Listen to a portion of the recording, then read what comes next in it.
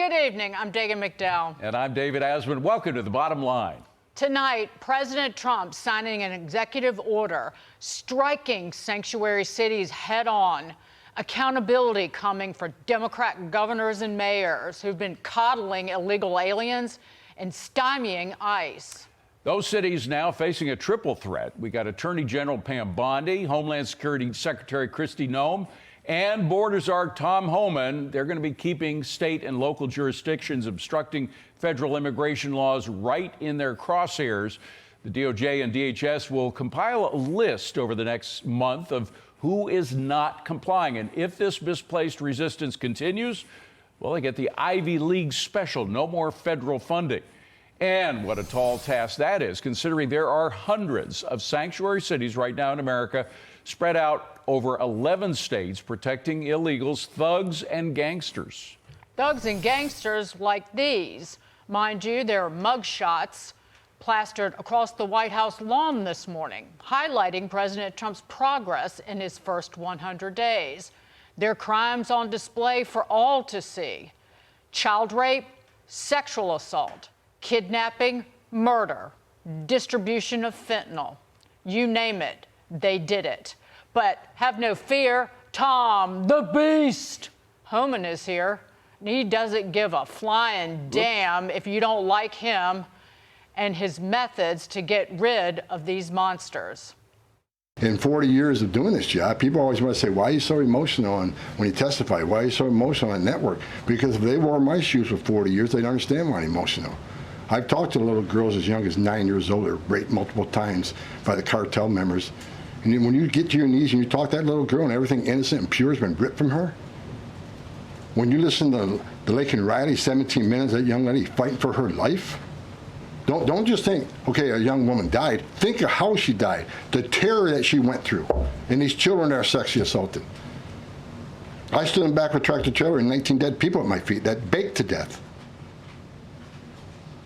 Illegal immigration is not a victimless crime.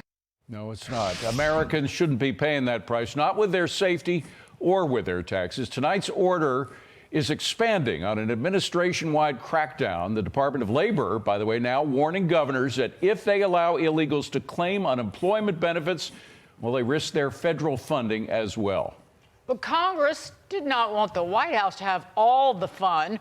The House Judiciary Committee releasing its portion of the reconciliation text today, expected to be marked up this week, which would establish a first-ever application fee for asylum seekers of $1,000, plus other immigration charges like a $1,000 fee for parolees, $3,500 for sponsors of unaccompanied children, and $250 penalties for visa overstays.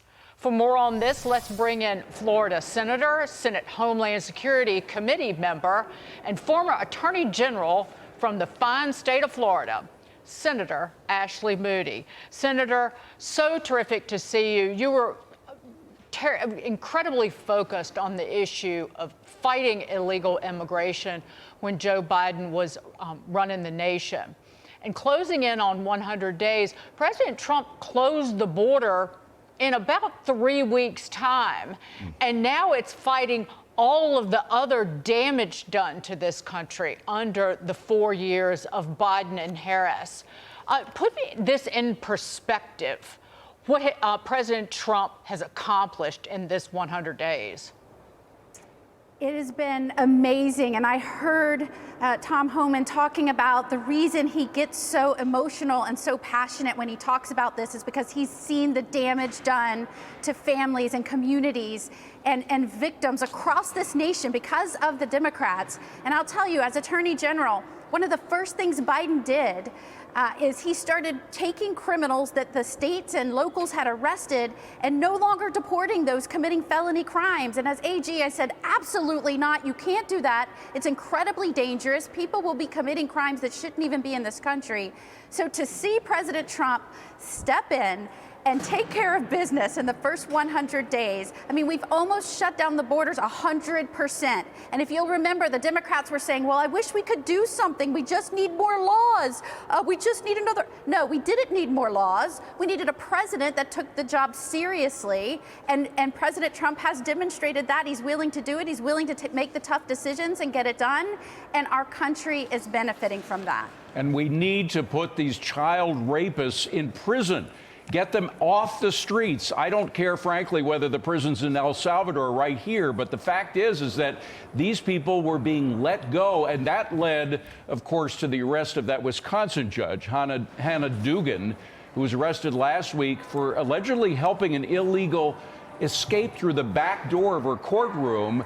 It's reportedly still being paid while she's a reserve judge.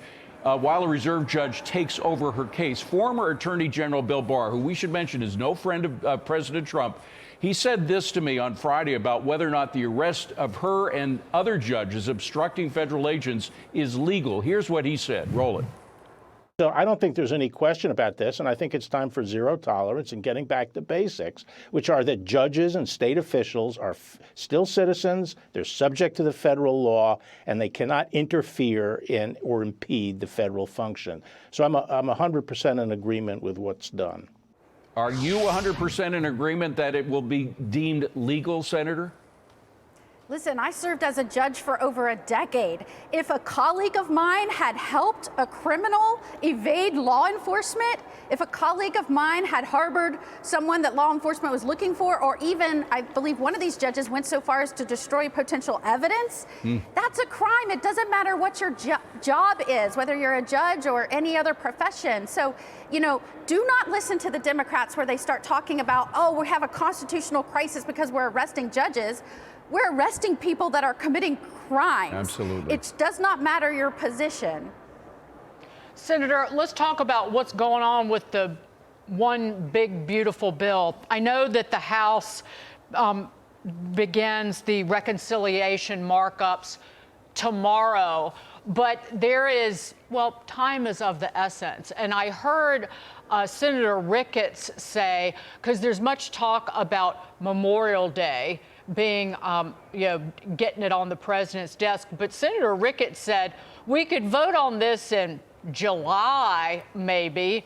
I'd say that that's the earliest we probably vote on it. More likely it's going to be in September or October. The tax cuts expire in December, so that's really kind of a hard deadline. How are you seeing it in terms of how quickly it can get through both the House and the Senate and get to the president's desk? Well, I commend Leader Thune. He has been committed to working hard and aggressively making sure that we're making this a priority. As you know, ensuring that we can continue the tax cuts is just one of our priorities, right? We have a lot of other things that we want to address in this. And heck, I think it's great that Speaker Johnson is setting Memorial Day as a target date. That's great. I think we in the Senate are fully committed to working as hard as we can. We've shown that in delivering the president's nominations and getting those confirmations through. We've done that faster than the last 3 administrations. We're staying into the weekends. We're working late at night. I, for one, have volunteered to serve on the dais in the middle of the night multiple times. So we are committed to working hard to make sure not only we're pushing through the nominations coming from the White House, but that we're also delivering on our promises to significantly cut spending, to make sure we're continuing these tax cuts and deliver on border security, national security, all of the other things that we know are important to President Trump and the American people. Senator, you come from the free state of Florida, where you guys have zero income tax. I live in New York State, and we have this SALT. We used to have a SALT deduction that was almost limitless. It was cut back in 2017. There are a lot of Republican Congress people and senators in blue states who say it has to be lifted. How do you organize some kind of compromise on the SALT tax deduction? Well, I know that that's something that's being talked about right now. I know that's very important to some states. You know, in some of these blue states, and I think that's what you're seeing in these executive orders that are coming out from President Trump today. They're saying, look, blue states, you can no longer be reckless. You can't say you're going to have these policies that invite overwhelmingly illegal immigrants to surge into our states and rack up the costs on our taxpayers and then expect the cavalry to come in from the federal government and save you with funding. He's trying to balance that. And so I think the same kind of discussions are going to be had here in Congress and trying to approach that subject sensitively, knowing that many of these blue states are demanding more and more and more federal funding because of their policies, and yet they want more and more and more tax breaks. But I know that's important to a lot of Congress people, and I know that's going to be top of the list for these discussions. Right. Well, there's an idea getting thrown out there. There's going to be a SALT cap for businesses. Yikes. Senator Ashley Moody, thank you so much. Great to be with you guys. Good to see you. Great to have you here.